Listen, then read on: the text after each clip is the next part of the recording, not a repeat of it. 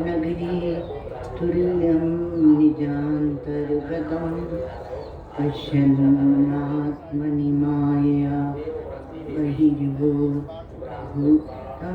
यथा निद्रया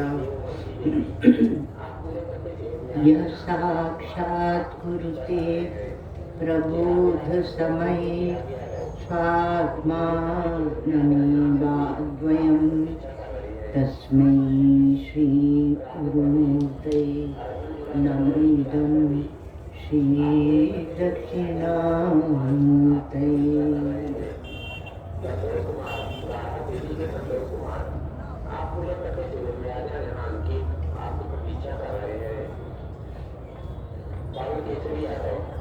यस्याज्ञा धर्मशास्त्रं सहजशुचिकथा ब्रह्मज्ञानपद्या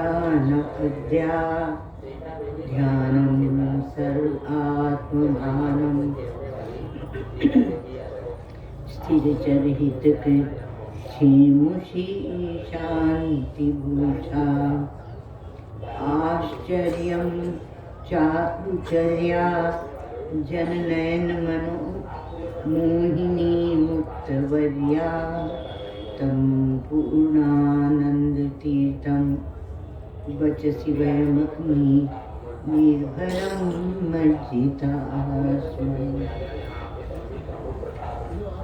अखण्डानन्द सम्बोध मूर्तये ब्रह्ममूर्तये सुधास्मित समाश्लिष्ट नेत्रान्त स्फूर्तये नमः।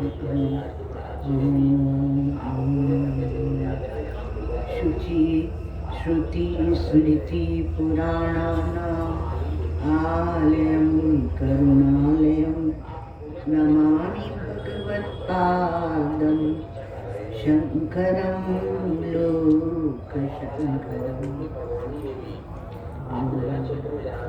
पार्थाय प्रतिबोधितां भगवता नारायणेन स्वयं व्यासेन ग्रथितां पुराणमुनिना मध्ये महाभारतम् अद्वैतामृतवर्षिणीं भगवतीम् अष्टादशाध्यायिनीम् अम्ब त्वामन्तं ददामि भगवद्गीते भवद्वेषिणी। नमोऽस्ते व्यासविशालबुद्धे फुल्लारविन्दायतपत्रनेत्र येन त्वया भारततैलपूर्णः प्रज्वालितो ज्ञानमया प्रदीप प्रपन्नपारिजाताय स्तोत्रवेत्रैकपाणये ज्ञानमुद्रां कृष्णाय गीतामृतदुहे नमः। सर्वोपनिषदो गावो गोधा गोपालनन्दन पार्थो वत्सा सुधीर्भोक्ता युद्धं गीतामृतं। 8वें अध्याय की 6वें श्लोक से पाठ।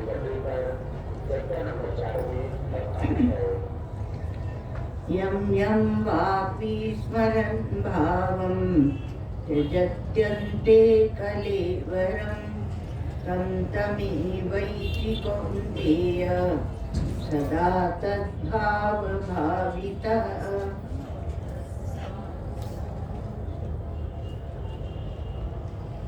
पाठ नहीं कर रहे आप लोग। तस्मात् सर्वेषु कालेषु मामनुस्मरयुध्य च मय्यर्पितमनो बुद्धिर्मामे वैश्यस्य संशयः। अभ्यासयोगयुक्तेन चेतसा नान्यगामिना परमं पुरुषं दिव्यं याति पार्थानुचिन्तयन्। कविं पुराणम् अनुशासितारम् अणोरणीयां समनुस्मरेद्य सर्वस्य धातारमचिन्त्य रूपम् आदित्यवर्णं तमसः परस्तात् प्रयाणकाले मनसा चलेन भक्त्या युक्तो योगबलेन चैव भ्रुवोर्मध्ये प्राणमावेश्य सम्यक् सतं परं पुरुषमुपैति दिव्यं। यदक्षरं वेदविदो वदन्ति विशन्ति यद्यतयो वीतरागाः यदिच्छन्तो ब्रह्मचर्यं चरन्ति तत्ते पदं संग्रहेण प्रवक्ष्ये। सुना श्लोक चल रहा था। कविं पुराणम अनुशासितारम, लगभग तो हो गया, फिर भी कविं पुराणम वह परमात्मा जिसको परम पुरुष कहा 8वें श्लोक में, तो उसके लिए कह रहे हैं कि वह कवि है, वह पुराण है अर्थात चिरंतन है और अनुशासितार है और अणु से भी अणु है। अणुरणीयांसम अनुस्मरेद्य, ऐसा जो उसका अनुस्मरण करता है, अनुचिंतयेद्य जो उसका चिंतन करता है, सर्वस्य धातारम और सबको पोषण देने वाला। धातारम अर्थात सबको वह पोषण देता। भाष्यकार कहते हैं विचित्रतया प्राणिभ्यो विभक्तारम विभज्य दातारम। तो कहा कि विचित्र रूप से विभाग करके सब प्राणियों के उनके कर्मों का फल देने वाला कर्म फल दाता वह ईश्वर है। ईश्वर ही कर्म फल को देता। इसमें भी बड़ी चर्चा है शास्त्रों में, और ईश्वर देता है। अचिंत्य रूपम आदित्य वर्णम तमसा परस्तात्, वह चिंत्य रूप है और आदित्य वर्ण अर्थात स्वयं प्रकाश रूप। जैसे सूर्य को कोई प्रकाशित नहीं करता, हम लोग नहीं कि एक दीपक जला के या एक मोमबत्ती जला के सूर्य को दिखाए, वो देखो हो रहा सूर्य, वो स्वयं प्रकाश है। इसलिए कहते हैं आदित्य वर्णम, वह आदित्यस्य इव नित्य चैतन्य प्रकाशो वर्णो यस्य तम आदित्य वर्णम, सूर्य के समान वर्ण वाला अर्थात सूर्य के समान नित्य चेतन प्रकाशमय वर्ण वाला है। तमसा परस्तात्, तो तमस कहते हैं अज्ञान को। अज्ञान तमसा अज्ञान लक्षणात् मोहांधकारात् परम, तो सूर्य के समान है वो, और जो अज्ञान रूप मोह में अंधकार है उससे वह सर्वथा अतीत है। तो उसका बारंबार स्मरण करता है। अनुस्मरीत्या तद अनुचिंतयन् याति इति पूर्वेण एव संबंध। 8वें श्लोक के साथ संबंध है, जो उसका स्मरण करते हुए उसी को प्राप्त होता है। इस प्रकार से संबंध है। अब इसमें थोड़ा हम लोगों ने काफी देखा था, और अणोरणीयांसम जो अणु से भी अणु है, तो इसमें अणोरणीयांसम अनुस्मरेद्या, तो अणोरणीयांश जब देखेंगे तो आप तो महियान भी देख ले, माने उसका भी विचार कर ले। वो सबसे छोटा है और बड़े बड़े से भी बड़ा है वह परमात्मा। वहीं पर श्रुति कहती अणुरणीय अंशम, तो वहाँ कहती महतो महियान, तो महा बड़े से भी वो बड़ा है। और अचिंत्य रूपम, तो अचिंत्य रूपम अर्थात अचिंत्य का क्या हुआ कि आपकी चिंतन शक्ति, आपकी कल्पना शक्ति कह लो, तो आपकी चिंतन शक्ति वहां तक पहुंच नहीं सकती, उस परमात्मा तक पहुंच नहीं सकती, इतनी उसकी सामर्थ्य नहीं है। अचिंत्य भी हमें श्रुतियां बताती। अष्टावक्र जी महाराज कहते हैं कि अचिंत्यम चिंत्यमानोपि चिंता रूपम भजत्यसो त्यक्त्वा तद भावनम तस्मात् एवमेवाहमास्थिता, कि जो अचिंत्य है जब उसका हम चिंतन करते हैं, अष्टावक्र कह रहे, तो हमारा जो चिंतन है उसी के रूप का वह हो जाता है। चिंता रूपम भजत्यसु, अर्थात उसी रूप से वह हमें भावित होता है, दिखने लगता है। इसलिए उसकी वो भावना छोड़ के मैं ऐसे के ऐसे अपने स्वरूप में बैठा हूँ, अष्टावक्र कहते हैं। तो ये चिंतन भी किसका करेंगे, भाव का करेंगे कि अभाव का करेंगे, ये विचार। इसलिए कहते हैं कि वह चिंतन, उसका आपकी चिंतन शक्ति वहां तक पहुंचती ही नहीं।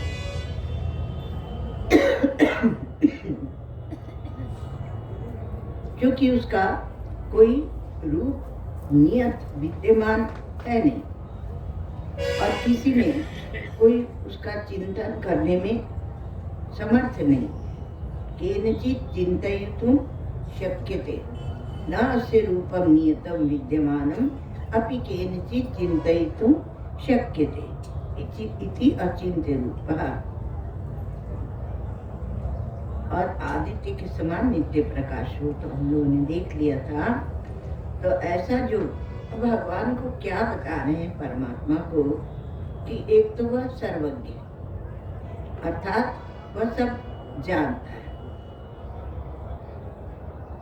अब कैसे हमारे साथ सगुण होते भगवान, हम देखिए कि कहा एक तो वो सर्वज्ञ है, अर्थात हमारे सभी कष्ट को वह जानता है, और दूसरे सर्वशक्तिमान है, उनको उस हमारे कष्ट को दूर करने की शक्ति भी उसमें है।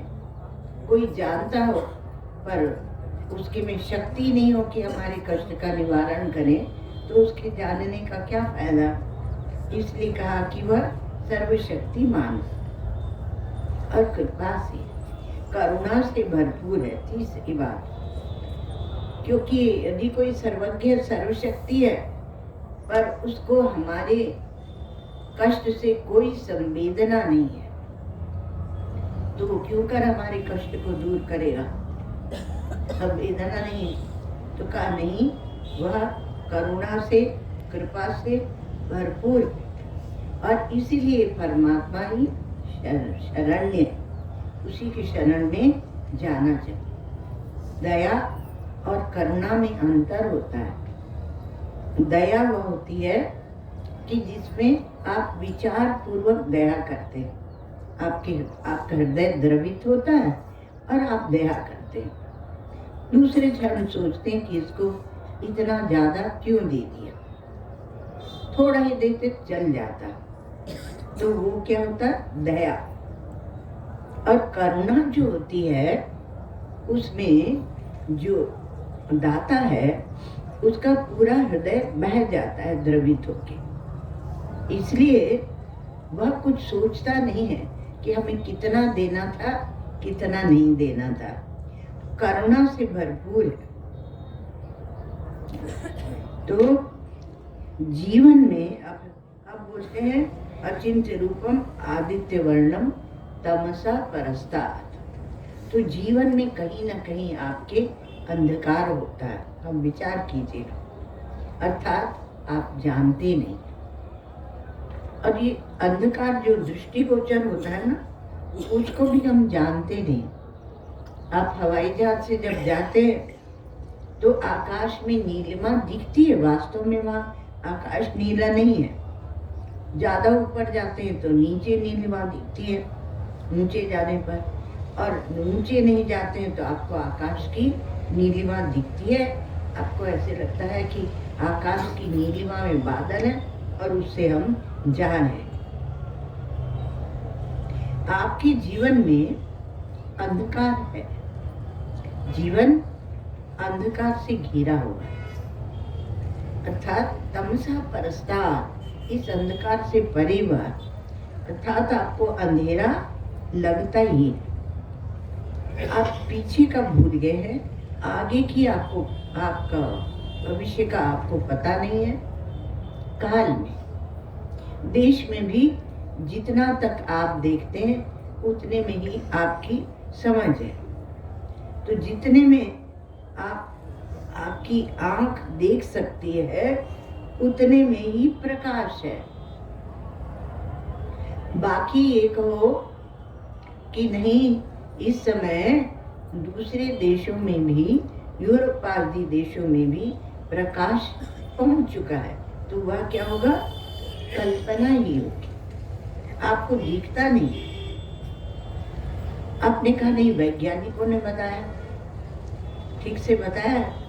तो आपका व्यवहार उतने ही प्रकाश में चलता है जहाँ तक आपकी आंख देख सकती है, इसलिए आपके लिए उतना ही प्रकाश है। आप मिट्टी से घड़ा बनाते हैं और ये कहते हैं कि मिट्टी घड़े का उपादान कारण है।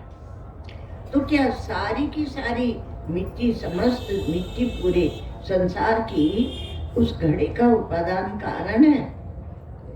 या वो थोड़ी सी 1 किलो 2 किलो की मिट्टी जो गूंदी गई और उससे घड़ा बनाया गया, उतनी ही मिट्टी उपादान कारण है? ईश्वरत्व की स्थापना ही ऐसे होती। हम बहुत थोड़ी सी चीज को देखकर और अंदाज लगाते रहते हैं, तो पूरी की पूरी मिट्टी उपादान कारण नहीं है। उसी प्रकार से ये पूरा का पूरा जो प्रकाश है वो तो हम देख भी नहीं पाते। तो जागृत अवस्था में तो हम भीतर भी एक प्रकाश देखते हैं और बाहर भी देखते हैं।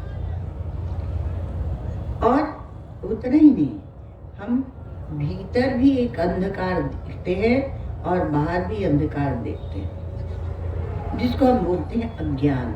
हमें यह नहीं ज्ञात है, हम नहीं जानते हैं। तो जागृत में तो भीतर भी और बाहर भी आप कुछ थोड़ा बहुत देख सकते हैं, लेकिन स्वप्न में क्या होता है? तो स्वप्न में जागृत की स्मृति ही नहीं रहती। जो वहाँ देखा होता है उस पूरे की स्मृति नहीं रहती, जो थोड़ा सा रील थोड़ी सी चल जाती है उतना ही हम देख पाते हैं। और सुषुप्ति में जागृत और स्वप्न दोनों ही नहीं रहते, अर्थात दोनों की स्मृति नहीं रहती। विचित्र कथा, क्योंकि सुषुप्ति के लिए हमारे वेदों में ही कहते हैं तत्र वेदा अवेदा भवन्ति, वहां पर जाकर वेद नहीं रहते, सब छूट जाता है।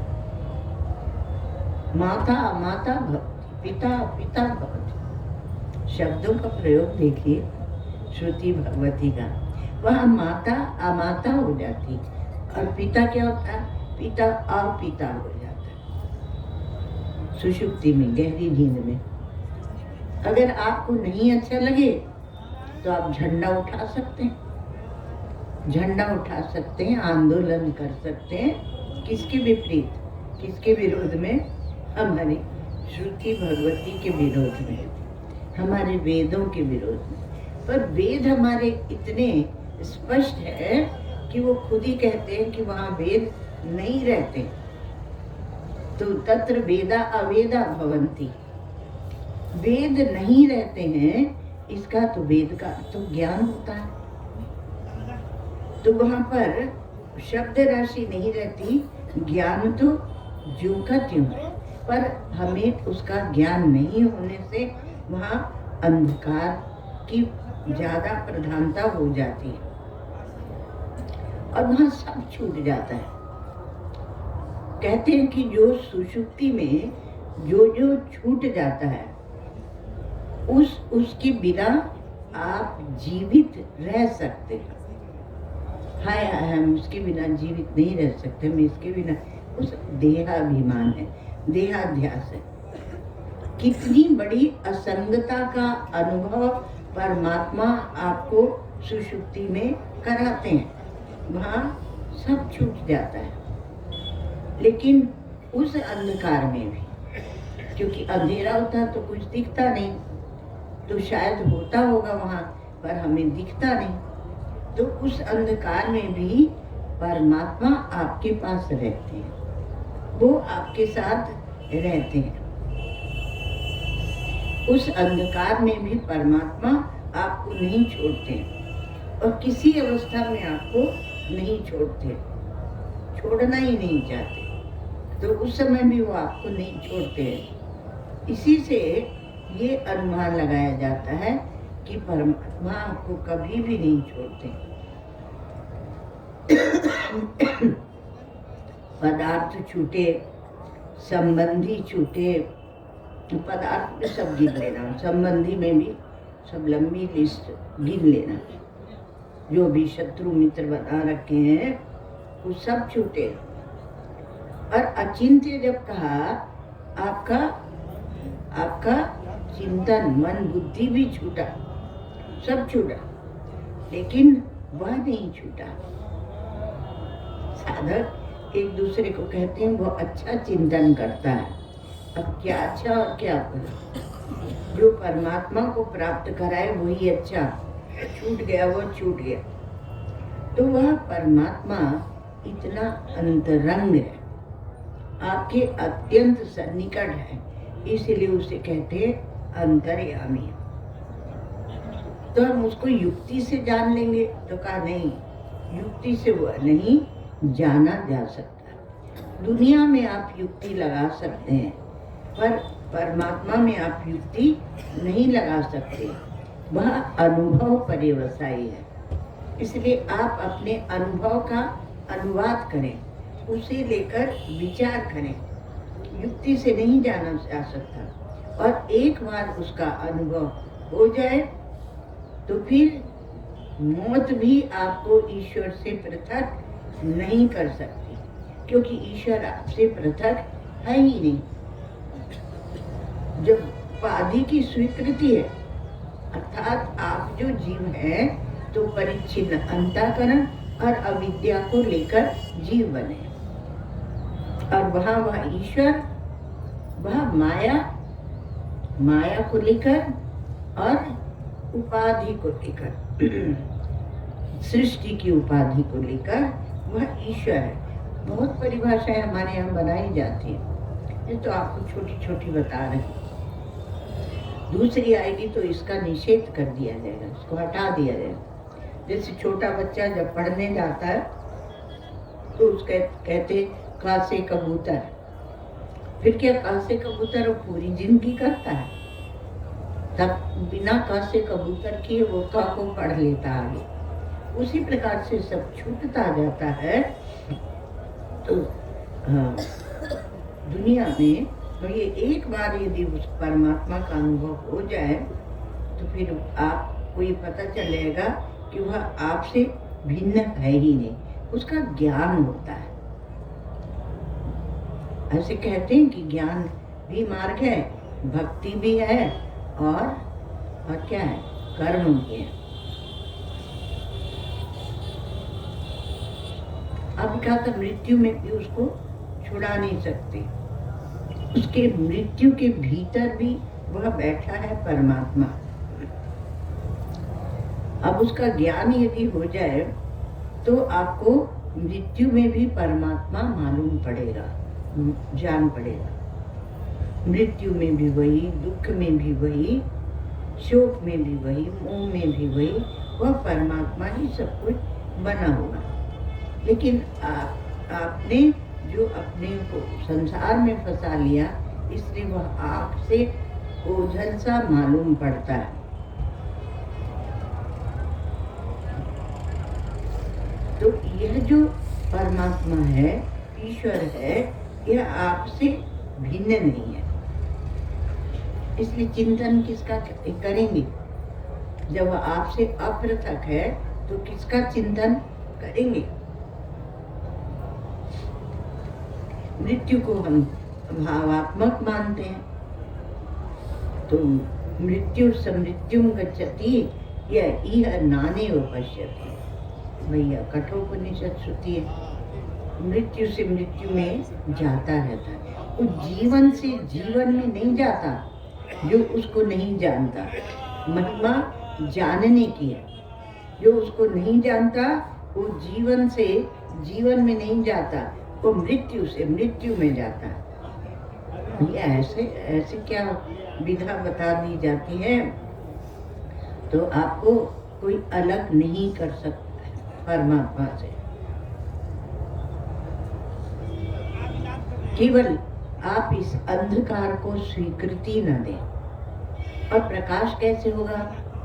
शास्त्र गुरु के वाक्य से प्रकाश हो जाएगा आपके जीवन में।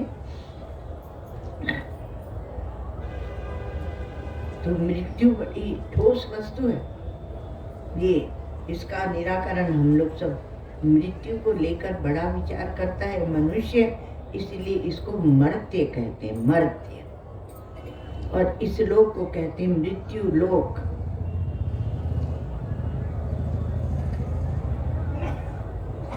सब इसमें इसकी चिंता में लगे रहते हैं। तो यदि आप ईश्वर के स्वरूप को देखेंगे तो वह आपसे पृथक नहीं है। तो अनुचिंतन में जो चिंतन करने वाला है उसका जोर अर्थात उसका पुरुषार्थ, उसका प्रभाव काम करता है। और जब अनुभव हो जाता है तो वह केवल स्मरण करता है। कथम स्मरामस्तममेकम तस्य स्मृति तत्र दृढ़ैव निष्ठा।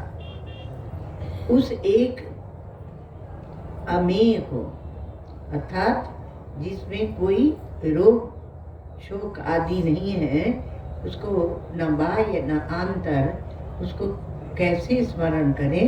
क्योंकि स्मरण करते ही उसमें निष्ठा हो जाती है, क्योंकि वह सद वस्तु है। सत्प्रत्या किम्नु विहाय संतम हृदय चिंता रहितो हृदाख्या। जब यह हृदय चिंता रहित हो जाता है तो वह सत परमात्मा से एक हो जाता है। अब कहा जब ऐसी बात है तो हम ये अनुचिंतन क्यों करें? अनुचिंतन हृदय चिंता रहितम वृद्धाख्यम, बिना चिंता के जो हृत है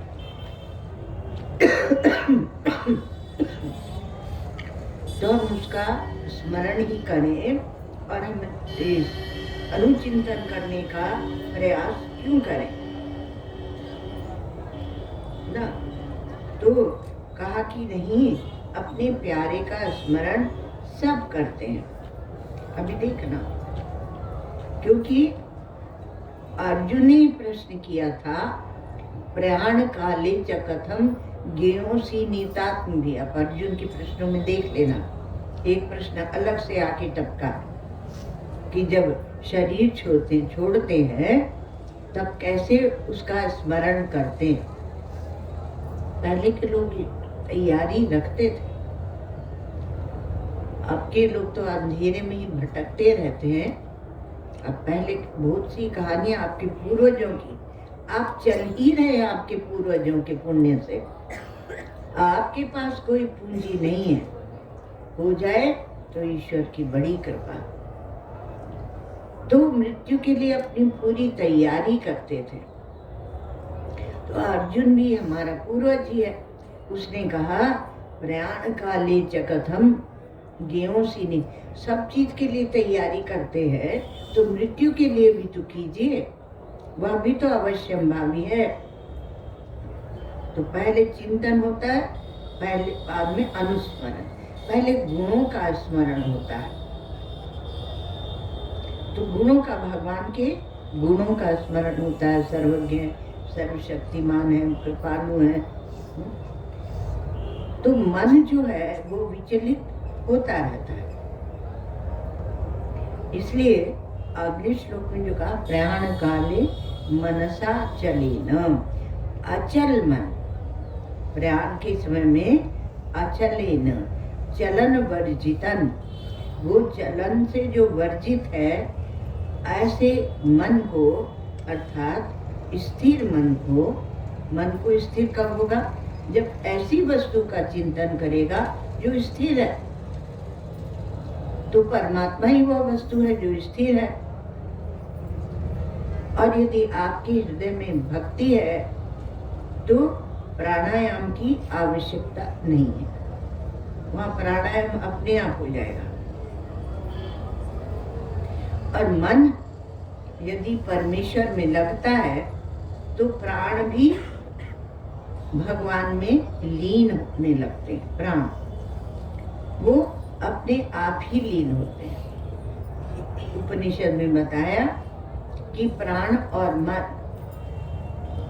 एक ही जगह से उनका उद्भव होता है और दो रश्मियां हैं।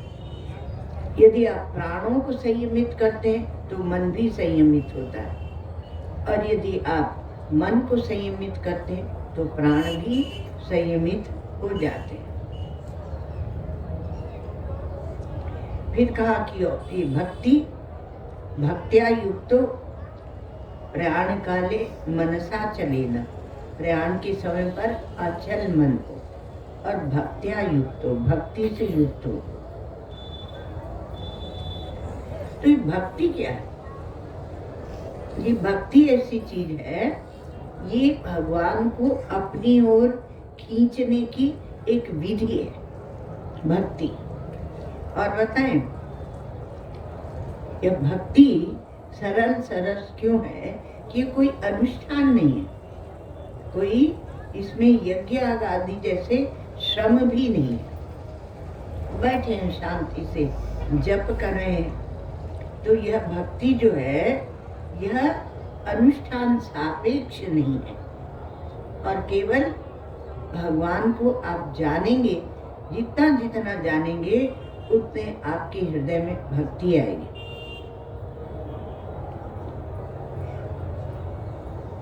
श्रीमद् भागवत में एक बात आई, उसमें कहते हैं, निर्विण्णा नाम ज्ञान योग न्यासी नाम इह कर्मसु तेषु निर्विण्ण चित्ता नाम कर्म योगस्तु सिद्धिदा।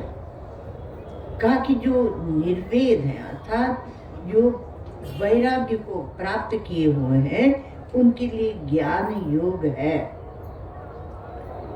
और वो कर्म का न्यास कर सकते हैं, अर्थात उसका त्याग कर सकते हैं। न्यासी नाम ही है कर्म शून्य। और जो अनिर्विण्ण चित्त है, जिन्हें अभी वैराग्य नहीं हुआ है, उनके लिए कर्मयोग सिद्धि देने वाला है। कर्मयोगस्तु सिद्धिदा, ठीक है। फिर भक्ति का क्या है? तो वहीं पर कहते हैं नाति निर्विण्णो नाति सत्ता, बहुत वैराग्य भी नहीं है और बहुत कहीं से किसी से चिपकाहट भी नहीं है। तो फिर वहां क्या होगा? तो कहा भक्ति, उनके लिए भक्ति है। आप देखिए आपके अंतःकरण की बनावट कैसे।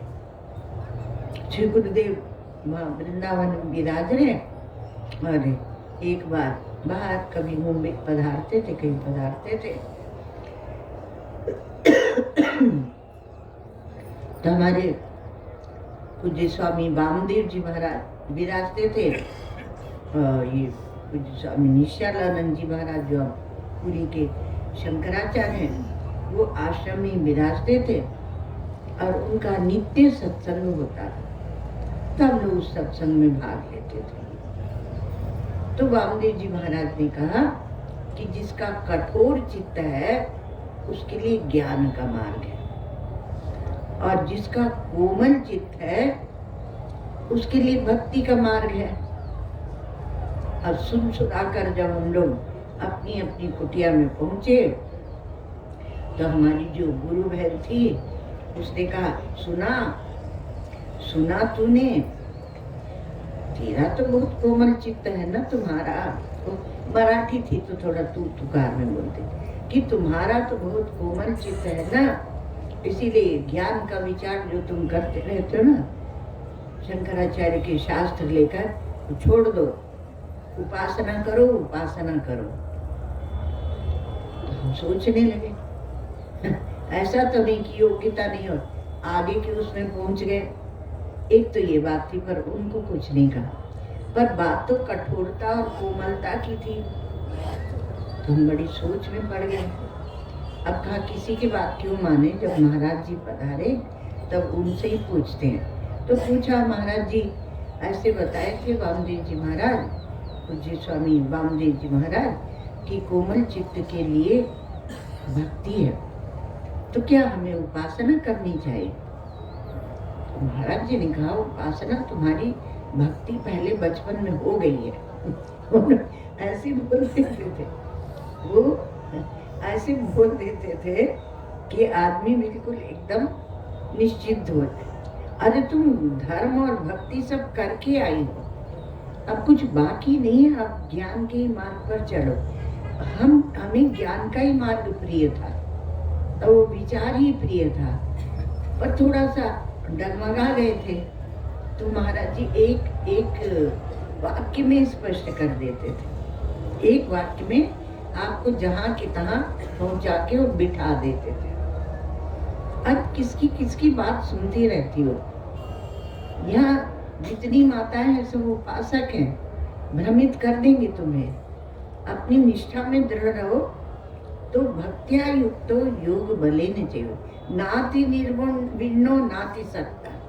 आप बहुत बार किसी को ज्ञान का मार्ग बताइए, थोड़े दिनों के बाद भक्ति में आ जाएगा और बोलेगा भक्ति अच्छी है।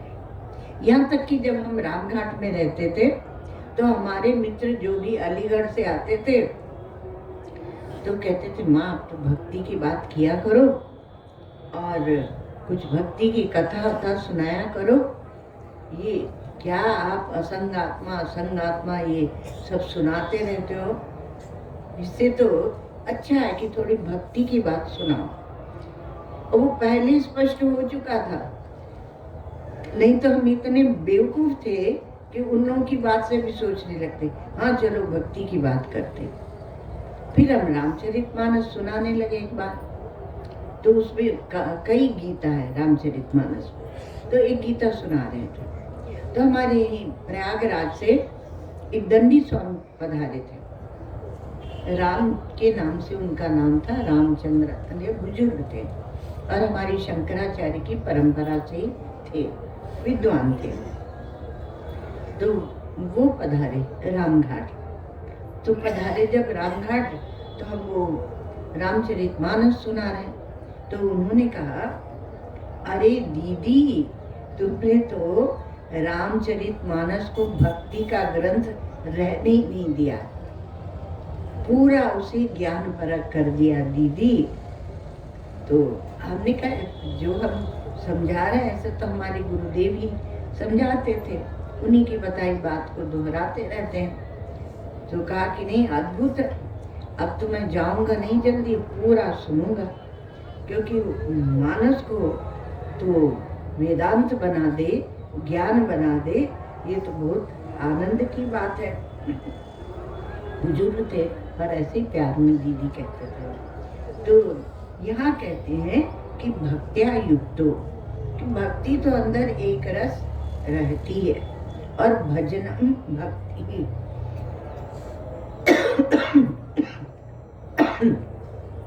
भगवान का जो हम भजन करते हैं वही भक्ति है।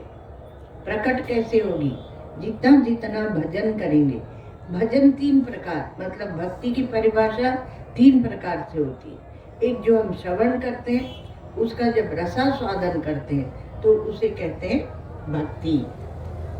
तो उसमें जो सुन के आए उसको बार बार मन में उसको दोहराते हैं, तो उसे, क्योंकि भक्ति में दोहराना है, अभ्यास है, तो उसे कहते हैं भक्ति। तो उस रस को दोहराना। और दूसरी बात क्या होती है? कहा भागो भक्ति, हमने भाग कर दिया, ये संसार का विभाग और ये भगवान का विभाग, अर्थात विवेक आ गया हमारी बुद्धि में और हमने भगवान के विभाग को चुन लिया, तो उसे भी कहते हैं भक्ति। मैं अपनो मन हरिसो जोरो, हरिसो जोरी सबन सो तोरो, और मेरे तो गिरधर गोपाल, और आगे दूसरों न कोई, काट दिया। तो उसको बोलते हैं भागो भक्ति, विभाजन कर देना, उसको बोलते हैं भक्ति। और पहला क्या है? भजनम नाम रसनम, रस लिया और फिर भाग कर दिया।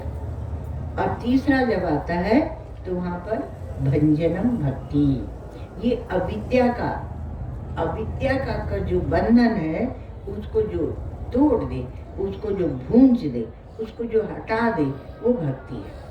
तो यहाँ भाष्यकार भगवान कहते हैं भजनम भक्ति तया युक्तो, उस भक्त्या युक्तो, उस भक्ति से योग युक्त है, और योग बलेन चैव, और उसको जो चित्त की स्थिरता प्राप्त हुई समाधि जनित संस्कारों संग्रह से, ऐसे कह रहे हैं, अर्थात जो बारंबार उसने एकाग्रता के लिए, समाधि के लिए अभ्यास किया, उससे उसके अंतःकरण की समाधि, हमारे वेदांत में बोलते हैं कि ऐसी प्रज्ञा चाहिए, समाधि पूत प्रज्ञा।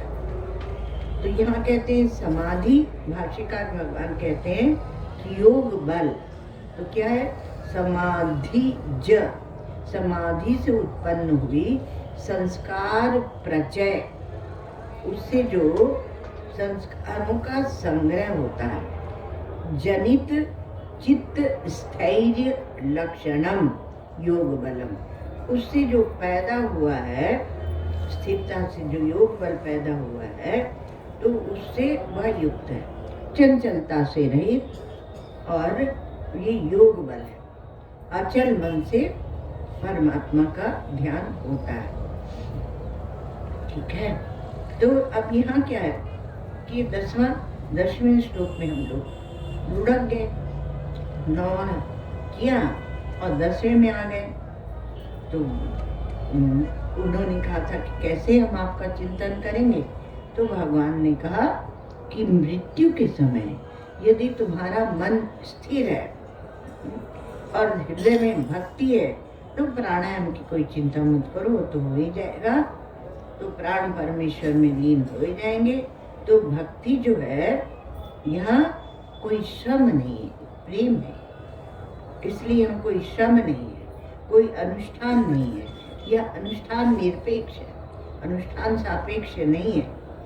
केवल भगवान को जानो, एक मजदूर की तरह लगे रहते हैं, ये अनुष्ठान, ये अनुष्ठान, ये अनुष्ठान, और हमारा अनुष्ठान चल रहा है।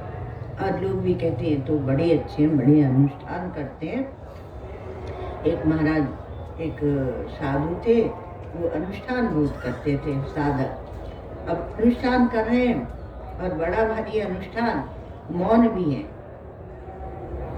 इतने में एक दूसरे साधक ने कहा कि चलो चलो वहाँ उस मंदिर में दर्शन करने जरूर चल रहा है। छोड़ दिया अनुष्ठान छोड़ के और भाग लिए वहाँ को। तो अनुष्ठान में भी निष्ठा कहाँ है? तो आप यदि केवल भगवान को जानते हैं तो भगवान अंतर्यामी है, साक्षी है आपके हृदय के, और वो दूर नहीं है, और वह उनको मिलने में कोई देरी नहीं है कि इतना जब कर लेंगे तब मिलेंगे, क्योंकि वो दूसरे नहीं है। भगवान क्या है? वो नित्य प्राप्त है, आपको हमेशा प्राप्त ही है। उन परमात्मा की हृदय में जब अभिव्यक्ति होती है, वह किससे होती है? भक्ति से वह अभिव्यक्ति होती है। तो भक्ति में बोलते हैं ना, भक्ति में वह शक्ति होती है कि वो भगवान को आपके हृदय में प्रकट कर दे। अन्यथा जीवन में दुख की निवृत्ति का और कोई उपाय नहीं। कुछ दुख न दुख आता रहेगा।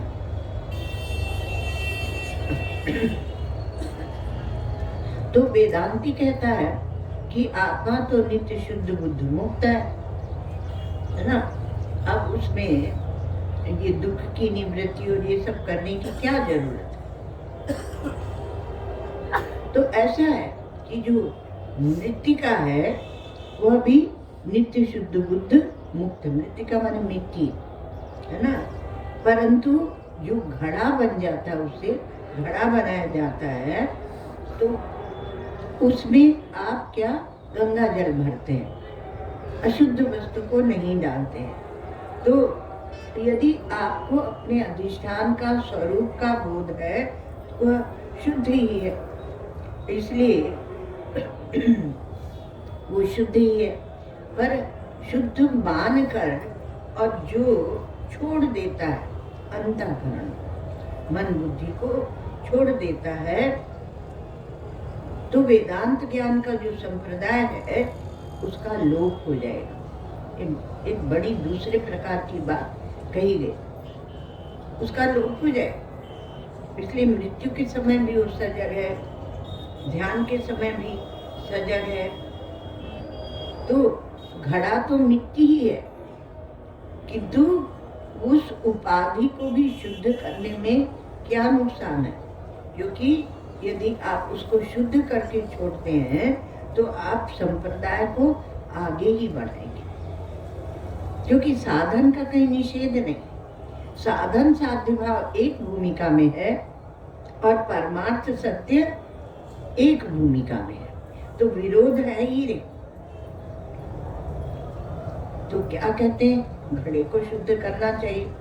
आप निरुपाधिक ब्रह्म है, यह बात सच्ची है, लेकिन क्या है कि जब तक आपको उपाधि का भ्रम होता है, भ्रांति होती है, वह उपाधि भासती है, तब तक उसका शोधन भी आवश्यक है।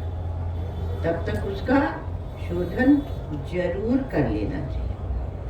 समर्थ होता है जो विचारक है, विवेकी है, विचारवान है, वो समर्थ होता है, वो कर सकता है शुद्ध। शोधन भी आवश्यक है। तो धर्म के द्वारा शोधन होता है, तो धर्म के द्वारा आप शोधन करते हैं तो ज्ञान के पश्चात भी धर्म आपके जीवन में दिखे। तो धर्म के द्वारा करोति, वहाँ कर्तापना है, लेकिन आपका चरित्र शुद्ध हो। आप इसलिए नहीं कर्म कर रहे हैं कि आपको कुछ चाहिए, पर कर्म क्यों कर रहे हैं? गीता का रहस्य यही है कि आपका चरित्र शुद्ध हो, आपकी इच्छाएं शुद्ध हो, इसके लिए कर्म कर रहे हैं। निष्काम था, इसके लिए कर्म कर रहे हैं। जब इस प्रकार आपका हो जाएगा कि जब आपकी इच्छाएं चरित्र शुद्ध है तो परमात्मा की ज्ञान होगा। और जब आप वहाँ अशुद्धि उसको रहने देते हैं तो ज्ञान कहाँ होगा? ज्ञान भी तो आखिर आपकी बुद्धि में हो जाता है ना, होता है ना। तो जहाँ आप खड़े हैं वहीं से अपनी यात्रा को प्रारंभ करें।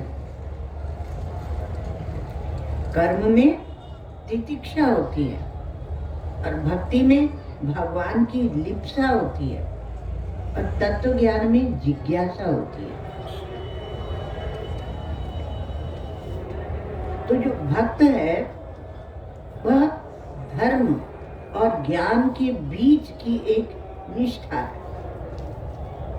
अभी बताया था, नाति निर्विण्णो नाति सक्ता भक्ति योगस्तु सिद्धिदा।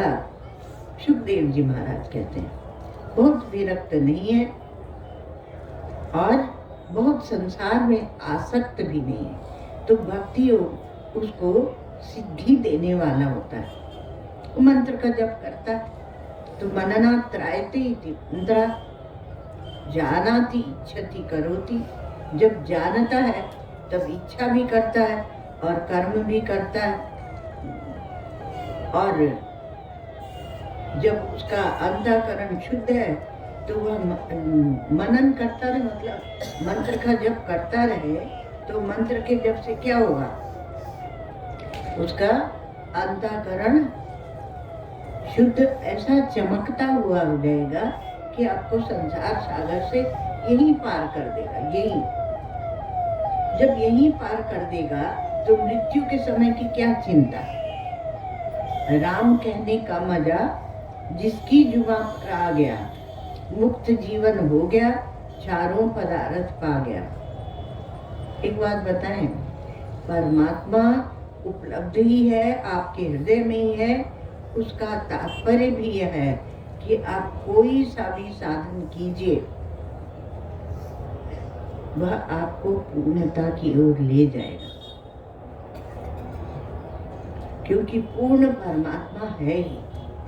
किसी साधन को छोटा बड़ा मत समझिए, क्योंकि जो ज्ञान की बात हम लोग करते हैं वह तो एक समझ है और साधन जो है वह किया जाता है, साध्य को दृष्टि में लेकर रखकर किया जाता है। तो उसकी भूमिका अलग हो गई, ये भूमिका अलग है। तो समझ कर आप भक्ति भी कर सकते हैं, समझ कर आप कर्म भी कर सकते हैं। भूमिका अलग अलग है और ज्ञान वह एक रस सब में रहता है, चाहे भक्ति हो चाहे कर्म, यदि हो गया ज्ञान। इसलिए बोलते हैं कृष्णो भोगी शुकस्त्यागी राजानो जनक राघव। और ये क्या है? का ये सब समान है। और एक और भी किसी का है, वशिष्ठ कर्म करता पंचैते ज्ञानिनः समा। कृष्ण तो भोगी है भाई, इतनी 16,108 रानी है। और शुक क्या है? वो त्यागी है। और राजा नो जनक राघव, जनक और राघव वो राजा है। अब वशिष्ठ कर्म करता, वो वशिष्ठ जी पुरोहित है।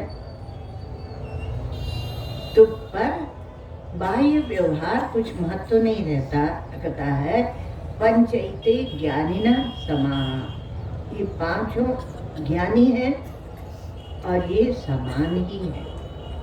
ज्ञान में कोई छोटा बड़ा महान नहीं।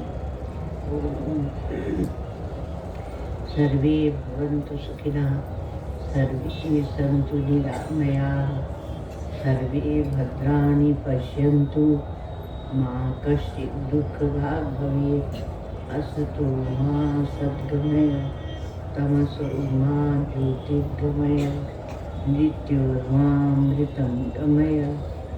पूर्णमदः पूर्णमिदं पूर्णात् पूर्णमुदच्यते पूर्णस्य पूर्णमादाय पूर्णमेवावशिष्यते ॐ शान्ति शान्ति शान्तिः